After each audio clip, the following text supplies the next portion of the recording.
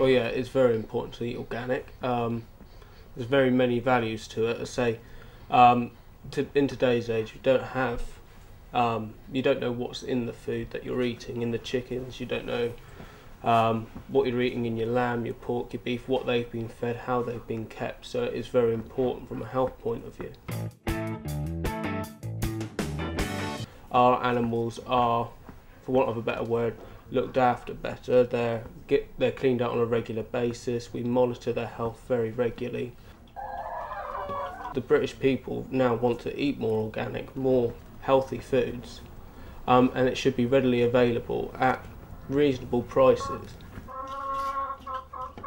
A lot of farms will do it. A lot of farms don't treat their animals. They just see them as a price at the end of the day, something to go off to market. So the general well-being of the animals is well above par compared to the commercial world. My name is Philippa Hudson. I'm a senior lecturer in food safety at Bournemouth University. Organic foods are made to a set of, or grown or harvested to a set of standards. They use no unnatural materials, no added chemicals. We've gradually somehow become very disconnected with our food. We don't know as a population where it comes from, and a lot of us don't care.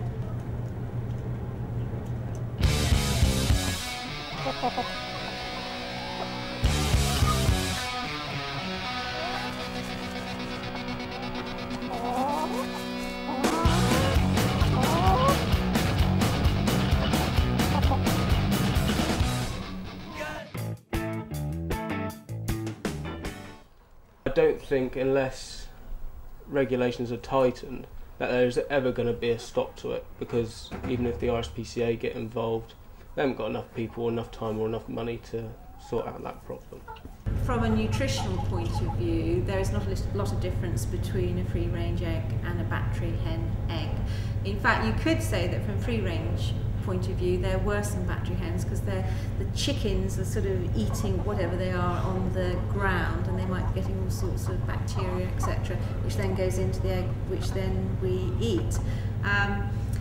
But nutritionally they are the same, although I know the consumers prefer brown eggs than to white eggs. There is a likelihood that there's probably more bacteria in organic eggs than non-organic eggs. But if you go further than that and you look at fruit and vegetables, organic fruit and vegetables, what are they grown in?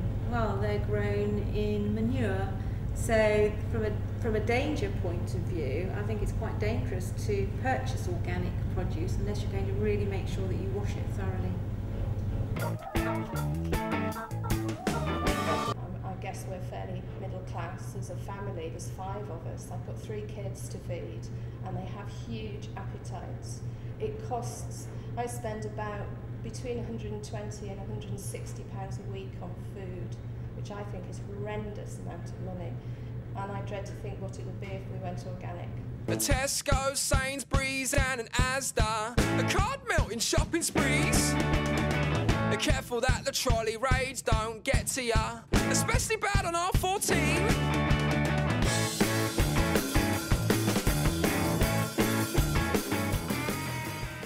Yeah, there's been a big rise in organic food sales, and this year Asda as a company are pushing organic and GM-free foods. Well, what we do to promote organic foods is we have sections. We've got a whole organic fridge just for chilled items, so if the customer actually wants organic, rather than send them all around the store to different places, they can get it all from one specific place. We actually have locally produced items, like milk from Watson's Dairy in Southampton, and also we do sausages from the Black Farmer, locally produced.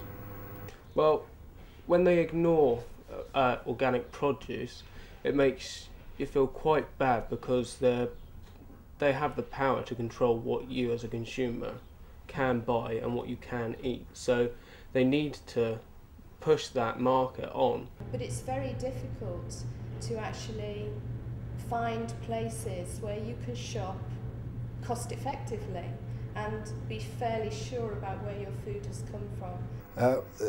The ways we can check the food is really organic.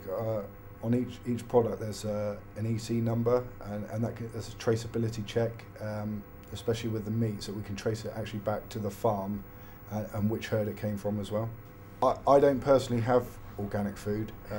Free range eggs I have, which is majority of what we sell now. Fortunately for the cost of organic, because they can't mass supply like factory or stuff like that, it has to be marked up just to meet the margins. It's one thing I've never been able to figure out, because before they went into battery farming and all that sort of stuff, everything used to be organic. My parents used to have organic and buy organic, and it was cheap. It was produced all right, and now to go back to the way it was, they're going to charge you even more to do it again, so nobody wins.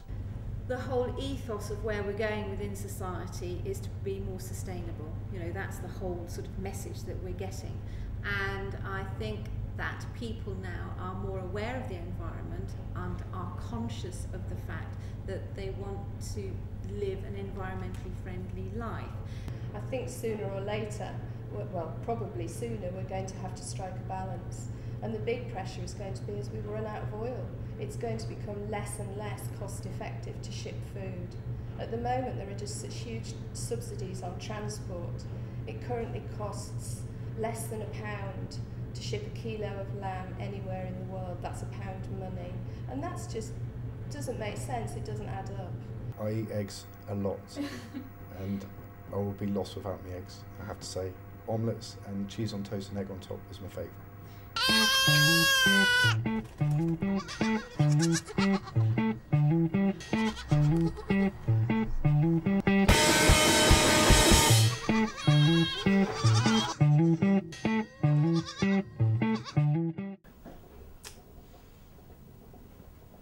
Get a lot of the junk off the shelf, the cheap, horrible, watery meats and produce like your eggs as well. And basically give the consumer one option.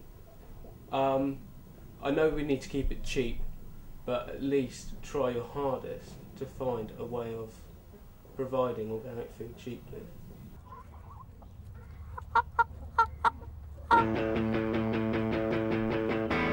This is how I like to spend my afternoons. A cruising Sainsbury's car park, trying to mark a big four-door saloon. There ain't nothing that I'd rather do than take a little shopping spree, a little Sunday shopping spree with you.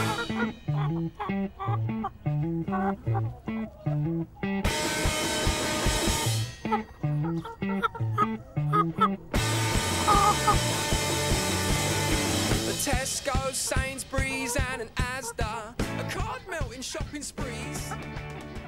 Careful that